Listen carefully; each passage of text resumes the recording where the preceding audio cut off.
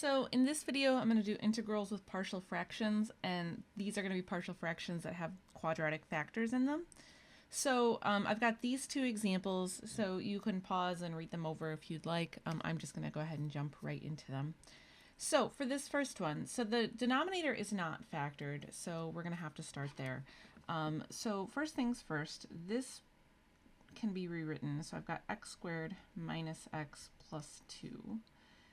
Okay, so the way this factors, x minus 1, x squared plus x plus 1.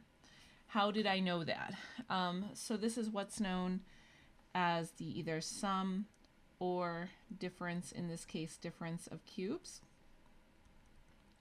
So this is a pretty classical integration formula, or factoring formula. So the formulas are, so maybe I'll just write them down in case you need them.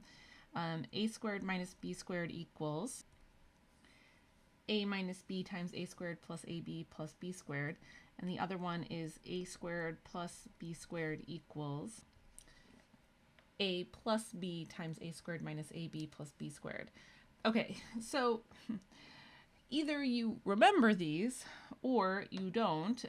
So, you know, I'm a math teacher. I teach this all the time, so naturally I remember this.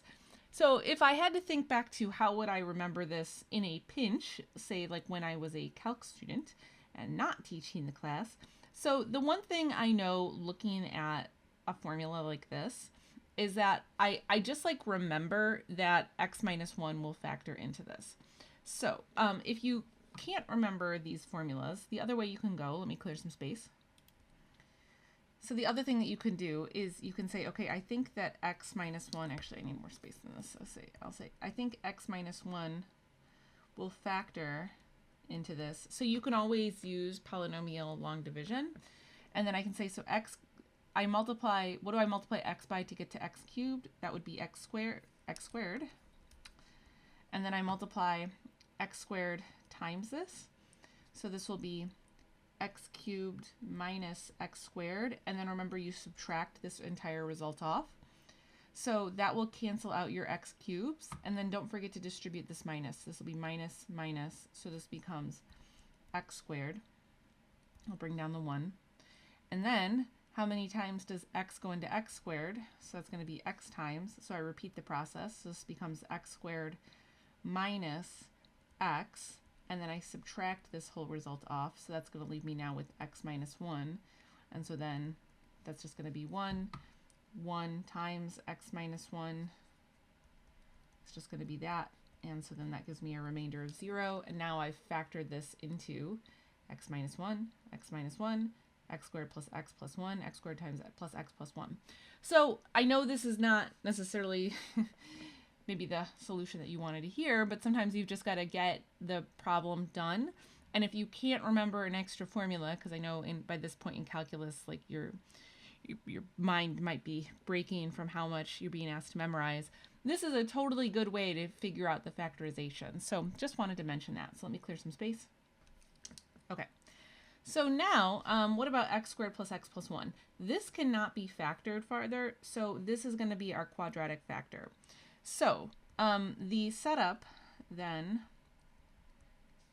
for this is going to be, so here's the original fraction. And so over the linear factor, I'm just going to use a. And then over the quadratic factor, so then I use a polynomial that is 1 degree less. So it'll be bx plus c over x squared plus x plus 1. So here's what I need to work through solving now. And this works just like linear factors. So, okay, I'll clear some space and keep going. So now I'm going to take this denominator and multiply it against these two fractions. So I leave the numerator intact. And then if I multiply a times this denominator, the x minus 1's cancel out. So I'm left with x squared plus x plus 1. And then for this bx plus c, so when I multiply this denominator against this fraction, I'm just left with the x minus 1.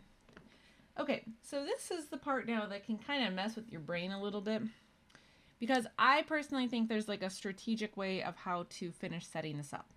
So let's talk about what that looks like. So I'm going to have x squared plus x plus 1. Okay, this is ideal. You want your a, b, and c directly in front of your x terms, okay?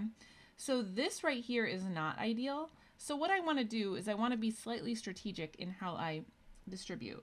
So I want to distribute the bx, and then I want to distribute the c. So what does that look like? So what I'm going to do is I'm going to take bx, and then I'm just going to leave the x minus 1. So see how I didn't FOIL it, I just kind of set this up, and then the c times the x minus 1. Okay, so the goal here is to just have a, b, and c in front of a set of parentheses. So the last thing I want to do is I want to distribute this x into the set of parentheses, because that will make it easier to figure out how to set up my system. So I've got all of this, let's see, plus b x squared minus x, and then c x minus 1. Okay, so now this is what I think is the ideal setup, because then you can really clearly kind of see like how to set up your system. So let's clear a little more space. Okay, so now what we want to do is we want to reshuffle things in terms of our x squareds, our x, and our constant. So let's start with where all the x squareds are. There are 2 x squareds. So notice I've still not done anything with this left side. So what I want to do is if I were to factor out the x squareds, what would I be left with? So I'd bounce this x squared off of this a, so that would be a, and then I'd bounce this x squared off of this b. So I'm going to have x squared times a plus b. And so that is how x squared is applied to all these different a, b's, and c's, okay? Next, we're going to move on to the x terms. So where are my x's? I have an x here, I have an x here, I have an x here. So if I bounce this first x off of this a, that just leaves me with ax, so that's going to be a. This is negative x times b, so that becomes minus b. And then this last one, I have x times c, so that's just going to be plus c. And last, I have my constants, so I just write x0. So I have a constant here and here. So I have 1 times a, and then I have minus 1 times c. So it's going to be a minus c. Okay, so this kind of helps you to suss out what you want to set up for your system. And now that I have all of this side organized, I now need to bring in the left side of the equation. So my system, I want my x squared coefficient to ultimately equal 1. So I've got a plus b right now. This stands for my coefficient. And then I use the left side of the equation. That's what I ultimately want it to equal 1. Next, let's move on to the x's. So my x's, I had a, negative b, and c. A minus b plus c. So what do I want these to ultimately equal to? I have to reference this side of the equation. I want this to ultimately equal negative 1. And then the constants, so a minus c, a sub 0, this is a minus c. I want that to equal 2, because 2 is the constant on the left side. So this is what I want all of this to kind of come out to. So now I've got a system of equations, so I need to start working my way through this. So let's make some space. Okay, so you want to just be a little strategic in solving for this. So where I'm going to start is I'm actually going to start with these 2 equations, because that will allow the c's to drop out, and then I'll just be left with 2 equations in 2 variables. So I'm going to take my a minus b plus c equals negative 1, and my a minus c equals 2, and I'll use elimination. So my c's drop out, I'm left with 2a minus b equals 1. Okay, so now I've got this equation here, and I've got the remaining equation, so I can finish this off. So I've got 2a minus b equals 1. A plus b equals 1. So once again, I can use elimination and get 3a equals 2. And so I can conclude then that a is going to equal 2/3. Okay, So now that I know that a equals 2/3, I can plug this back into one of the other equations. So I can say that 2/3 plus b equals 1. So that's going to imply then that b equals 1/3. And then I'm going to have, let's see, 2/3 minus c equals 2. So let's see, that'll be negative c equals, so 2 with as a fraction over 3, the equivalent of that would be 6 over 3 minus 2/3. So 6 over 3 minus 2/3 is 4/3. So I have negative c equals 4/3. So c equals positive 4/3. So I've got a equals 2/3, b equals 1/3, and c equals 4/3. Or negative 4/3. My bad. Negative. Okay. Okay. So now I can go ahead and set everything up. So let's go back to the original problem here. Okay, so this was my setup, and so now I can set up my integral of 2 over 3x minus 1, and then I'm going to have 1/3 x minus 4/3 over x squared plus x plus 1. Okay, great. So this first one, this part's the easy one. This is 2/3 natural log of x minus 1. This other part is going to be a little trickier, so why don't I just focus in on this for a second. So I'll make some space and focus on this.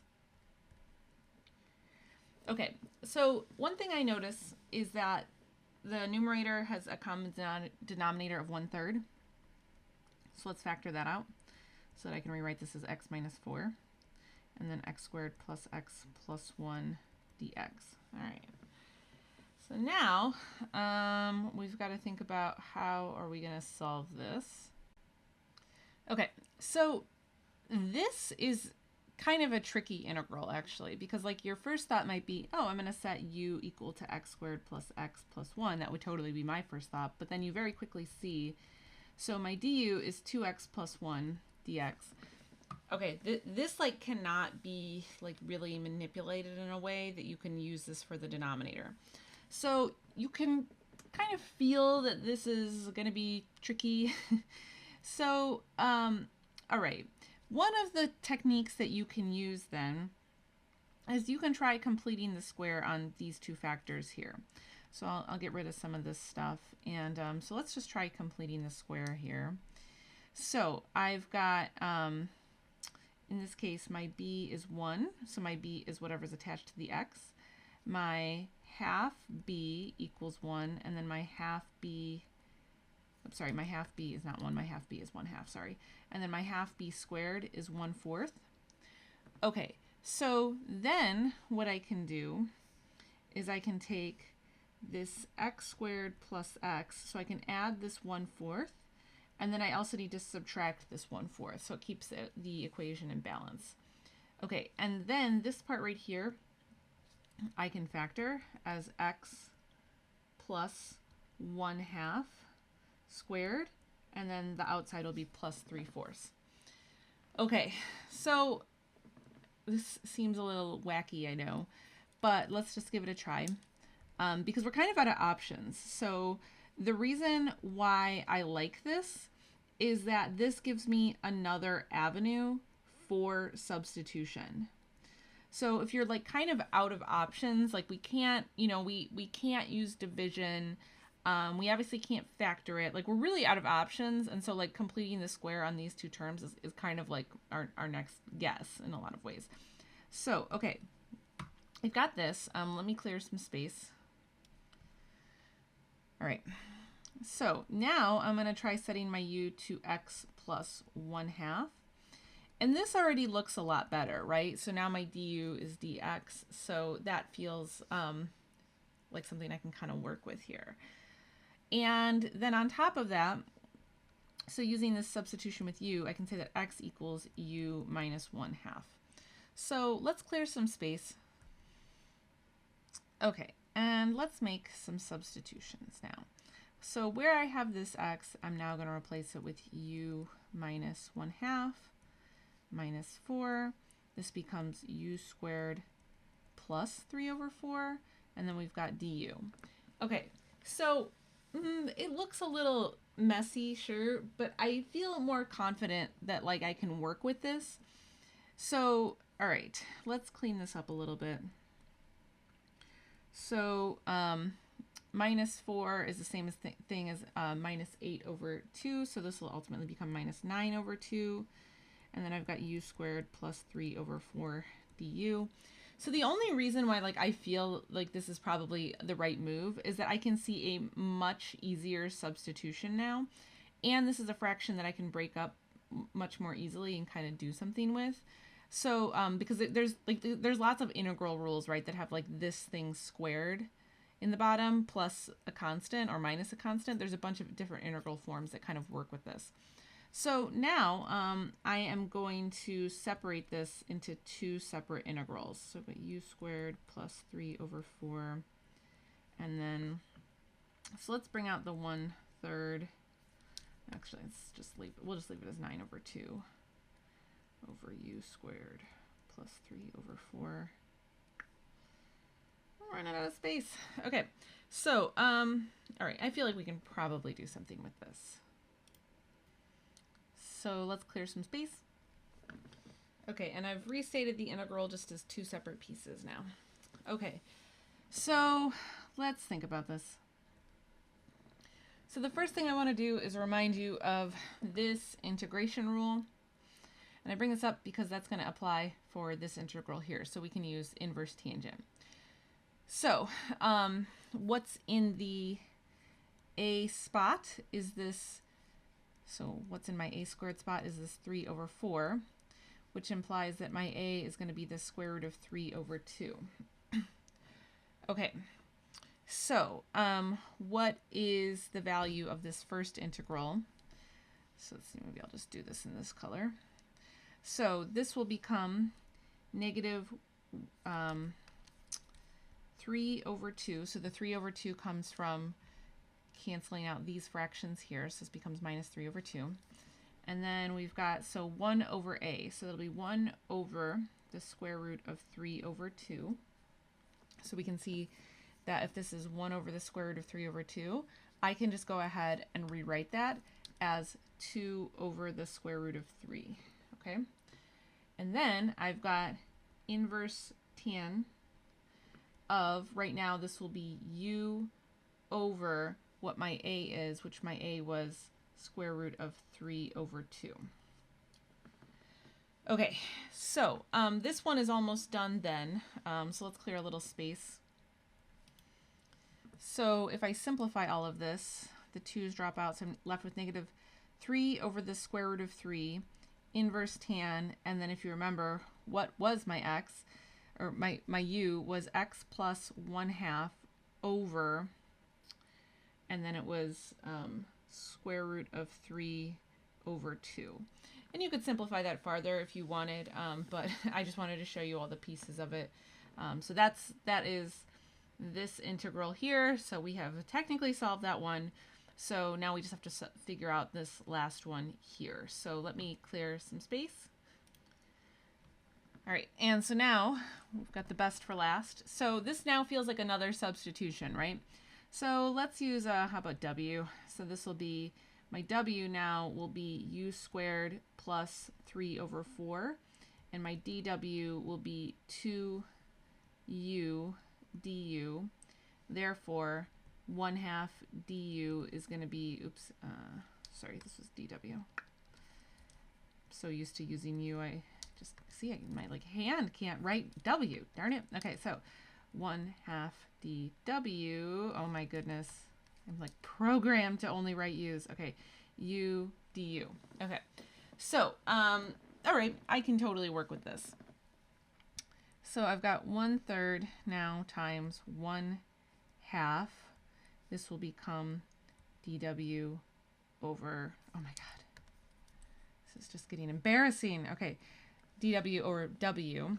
So this is 1/6 natural log of w, And so then this is the natural 1/6, like so paranoid now, 1/6 natural log of u squared plus 3 over 4.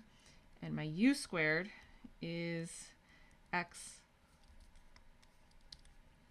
plus 1/2 plus 3 over 4. Okay, so this will equal 1/6 natural log x plus 5 over 4. Okay, so that was a lot, wasn't it? All right, so let's put everything together now. Oh wait, I forgot this is all squared, isn't it? Okay, so actually we can just leave it like this. Sorry, this is u squared, so I needed to square this. Okay, so now let's talk final answer. So all of those pieces put together, I've got the 2/3 natural log x minus 1 minus 3 over the square root of 3. We've got this crazy inverse tangent, and then we've got this natural log here. And you could go a little bit farther with this if you wanted. So this part here will turn back into x squared plus x. And then I think eventually this turns back into plus 1. So you can go a little farther, but I'll just leave it at that. So whew, that was some work, friends. All right. Speaking of work, we have one more. So I've got 2x cubed plus 5x squared plus 8x plus 4 over x squared plus 2x plus 2. Okay, so now we have a quadratic that repeats. So to set this up, let's see. I am like terrified of running out of room here, so I am going to write this as small as possible. Okay, so I set up my original fraction. So as far as like how do you set all of this up, so now I have, this cannot be factored farther, right? And it's repeating. So it's the same type of setup like you would use with linear equations. So I'm going to have ax plus b over x squared plus 2x plus 2. And then I'll have cx plus d, and then I'll just repeat it. So x squared plus 2x plus 2 squared. Okay? So that's the setup, very similar, right, to like linear equations. So now I can go ahead and I can set this up where I multiply this times each fraction. All right, so I've got 2x cubed, 5x squared, 8x, and 4 equals ax plus b. So this will leave me with just x squared plus 2x plus 2. So that just leaves me, right, so I got to actually put parentheses around this. So that leaves me with one factor of this. And then when I multiply this denominator times the second fraction, so the denominator just drops out, interestingly enough. Okay, so this might have looked like this was going to get really crazy, but I actually think this one is far less crazy as compared to the first one that we did. So let's clear some space. Okay. So once again, I would like to set this up so that I have my A's and B's kind of out front. So I showed how to do this in one of my previous example videos. So, all right, I am going to set this up. There's my left side. So what I want to do is, all right, I want to distribute so that this gets distributed once and this gets distributed once. So I'll show all the steps for that. So I've got ax times x squared plus 2x plus 2. And then I have the b times x squared plus 2x plus 2. And then I've still got my cx plus d. And what I really want is I want to have each a, b, c, d, all those variables, I want to have those just directly in front. So the fact that this is ax, this is not what I want. I want to distribute this x also into the set of parentheses so that I just have the a isolated. I think it makes the problem easier to look at. Okay, so this is going to be a times x cubed plus 2x squared plus 2x. And then we've got plus b, and then I've got the x squared, 2x, and 2. And then I've got cx and d. All right. So the d, I want to just, let's pretend there's like a 1 there. Okay, so maybe I'll make a little space so we can see that a little better. plus d, let's just say there's an invisible 1 there so that we have something to kind of refer to. Okay, so I think we can start setting up our equations, so I'll make some space. Okay, so next, so I've got 2x cubed, 5x squared, 8x, and 4. Okay, so let's start now with, I've got one x cubed term, so I'm going to write that first. And so that x cubed is just bounced by a, or bounced on a, so I'll just leave it like that. Next, I'm going to have, where are all my x squared? So x squared, so I've got two x squareds. Okay, so for my x squareds, I take this x squared 2 times a. So this will be 2a, and the other one will be plus b. So x squared plus b. Next, we've got just our x's. So I've got an x here, and an x here. So this will turn into 2a, 2b, and c. And then finally, we have our constants. So I've got here and here. So that's my, oops, sorry, this was not x. This is x, sorry. And then this is x0. So this will be 2b plus d. Okay, so now we are ready to finally set up our system, so I'll make more space. Okay, so now when I set up my system, so for my x cubes, so I've got a, and then I reference, so I'm now kind of lining up these to the coefficients on this side. So for x cubed, on this side I just have a, and then on this side I have 2, so a just equals 2, so that was nice. Okay, so next we have x squared. So for x squared, I have 2a plus b equals, and so then the coefficient for x squared on this side is 5.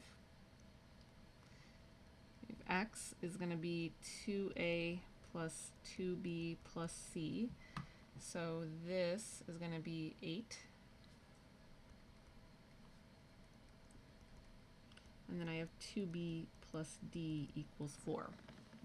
Okay, so a was given to us. So next I can put a in here. So this becomes 2 times 2 plus b equals 5.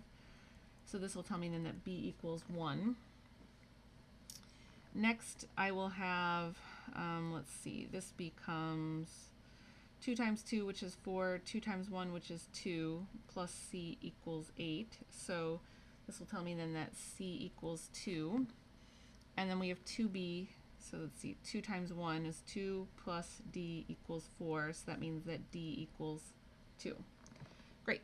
So looked like it could be kind of crazy, but actually the system itself, a lot of times these systems are not anything too nuts to solve, which is nice.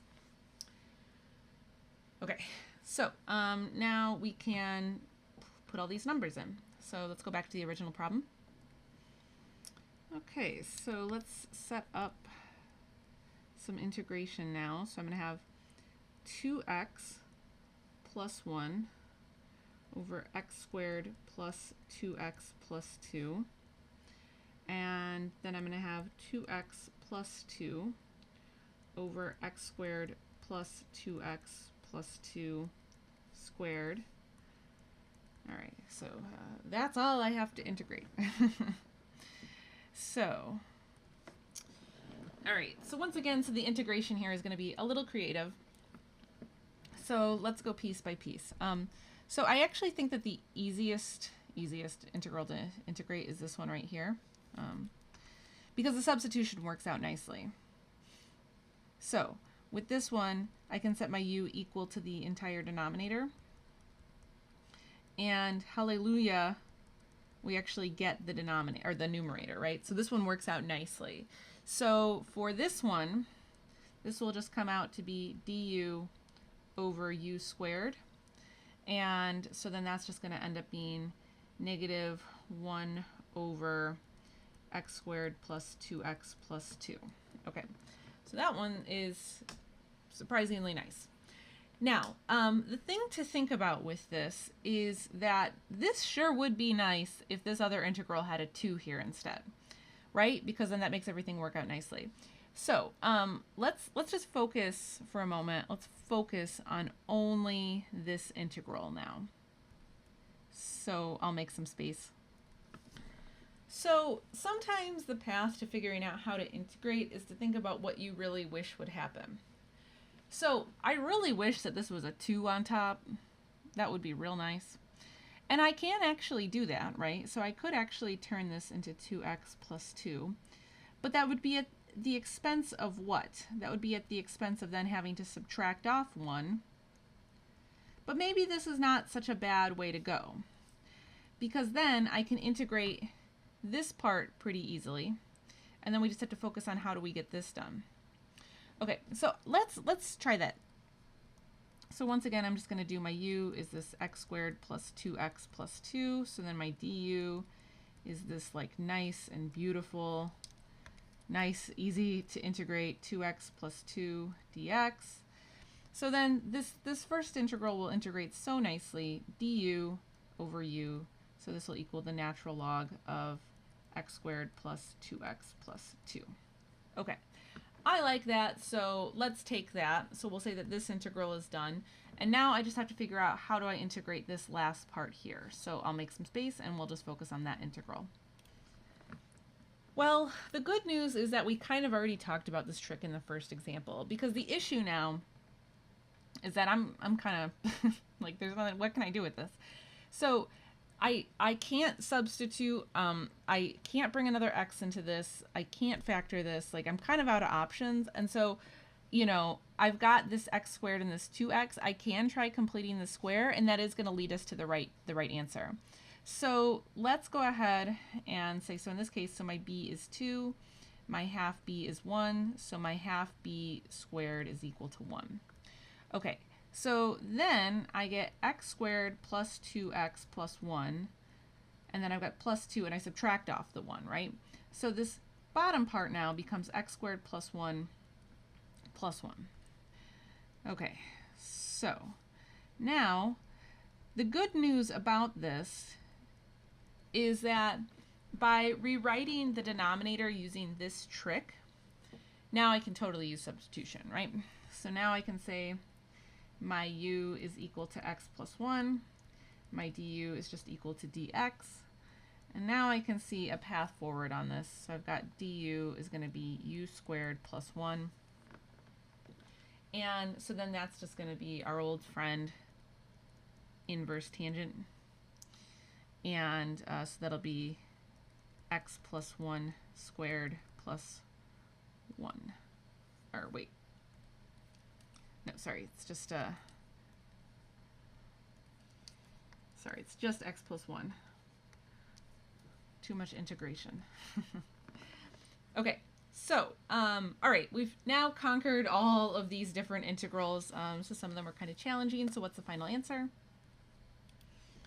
All right, so taking all of those pieces from the previous integrals, that is our final answer. Whew. All right, that was some work, friends. All right, so I'm going to leave it at that, and I will catch you guys in the next video.